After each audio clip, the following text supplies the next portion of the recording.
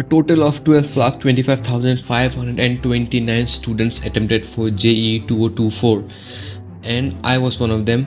मैंने भी हर सुबह उठकर यूट्यूब पर लेक्चर्स, क्वेश्चन सॉल्विंग सब कुछ किया था, बट एंड में रॉन्ग गाइडेंस, लंबे लंबे लेक्चर्स देखना, ignoring question solvings and a lot of thing costed me a year.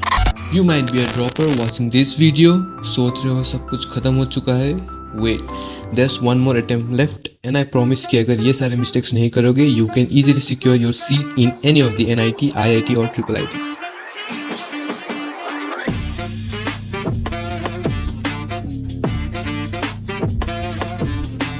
Hi everyone, myself D Infinite. I wrote JEE in 2024 and yes, I failed it. But वही मेरे आसपास के सभी लोग 97-98% स्कोर कर रहे थे. वही मैंने 6 मंथ प्रिपेयर करके 90% भी स्कोर नहीं कर पाया था.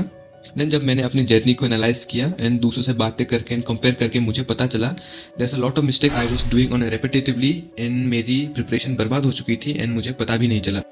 सो ये सारी mistakes are advice to my younger self and सारे एस्पायरेंट्स जो अभी प्रिपेयर कर रहे हैं. बस ये मिस्टेक्स मत करना एंड अपना पूरा 100% देना. एंड शुरू करते हैं हमारे वीडियो को अपने पहले मिस्टेक्स से.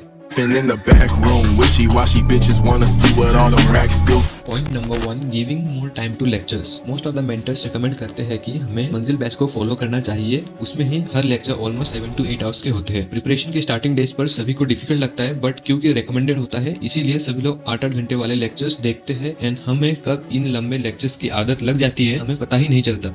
उसी आदत की वजह से हम सब 70% टाइम लेक्चर्स को देते हैं एंड ओनली 30% टाइम अपना क्वेश्चन सॉल्विंग को दे पाते हैं. ये एक ऐसी आदत है जिसका आपको पता भी नहीं चलेगा एंड उसी प्रिपरेशन एंड आपकी प्रिपरेशन बर्बाद हो चुकी होगी एंड आपको वही लूप पर फंस जाओगे. ये पॉइंट बहुत इंपॉर्टेंट है, इसलिए इसे अच्छे से समझते हैं. जब तुम प्रिपरेशन स्टार्ट करते हो तुम्हारा बस एक ही गोल होता है कि अच्छे मार्क्स लाना है. सब रिकमेंड करते हैं कि पहले सिलेबस को कंप्लीट करो and question practice and PYQs and मॉक्स दो हो जाएगा.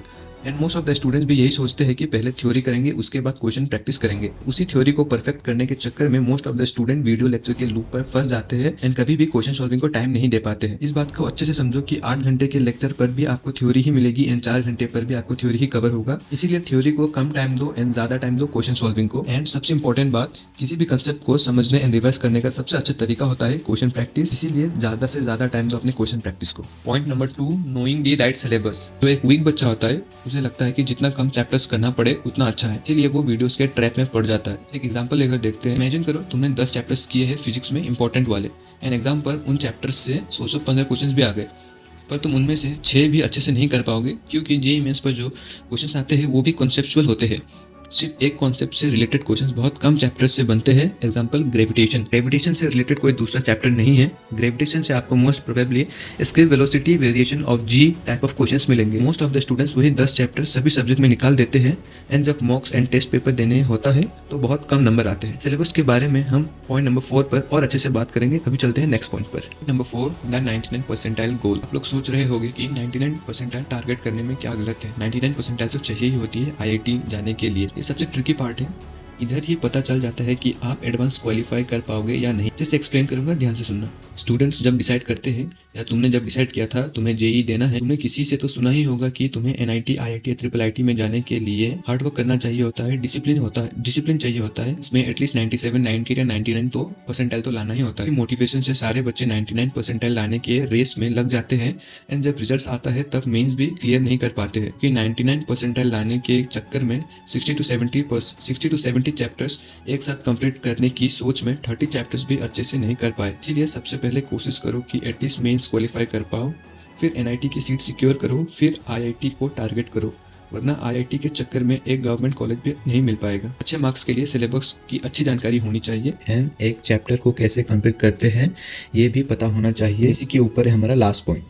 पॉइंट नंबर 4, क्या आपको एक सब्जेक्ट के सारे चैप्टर्स करना जरूरी है? बिल्कुल नहीं. चैप्टर को प्रायोरिटाइज करो वेटेज के बेसिस पर एंड रिलेटेड चैप्टर्स को सबसे पहले कंप्लीट करो. एंड एक चैप्टर को कंप्लीट करने का सिंपल फॉर्मूला है. थ्योरी एंड फॉर्मूला के लिए एक 4 घंटे वाला लेक्चर्स देखो एंड सारे कॉन्सेप्ट पर क्वेश्चन प्रैक्टिस करो एंड उसी चैप्टर्स के PYQ सॉल्व किया करो चैप्टर्स कंप्लीट करने के लिए.